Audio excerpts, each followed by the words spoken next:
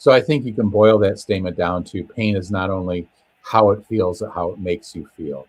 And it is a self-feeding loop. The pain center and the emotional center in the brain are all around the hippocampus, the amygdala.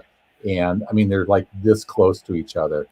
That's why if you slam your finger in a cupboard door or bark your shin or something like that, a 4-letter word wants to come flying out of your mouth, because they are that closely connected.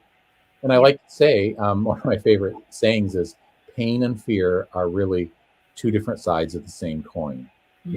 It's heads and tails, as we say in the state, but one side is pain, one side is fear, and you can't have that coin without both of them. Yeah, no, definitely.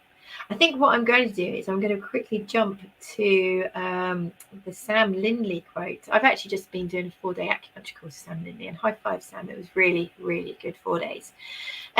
So because I want to just play on that again. So Sam Lindley talks about acute pain, also known as adaptive pain, which is there to prevent us from harm, protect us from doing harm again, and to protect us so that we can heal. And she links that very closely with fear. So adaptive nociceptive pain and behavioral changes are in many ways logical. Harm and damage creates fear of further damage, so you protect yourself.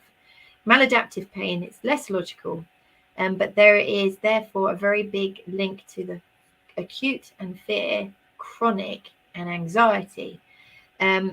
Chronic anticipation of threatening of a negative stimulus hitting you again.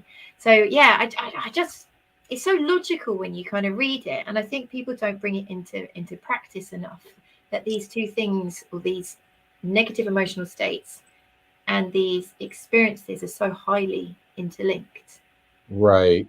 On the animal side, there was a study done, and I'm afraid I don't have the name and all the authors in front of me. I know that a colleague of mine, who's a behaviorist, Margaret Gruen, out of North Carolina State University, was one of the co-authors. But they showed that there was a connection that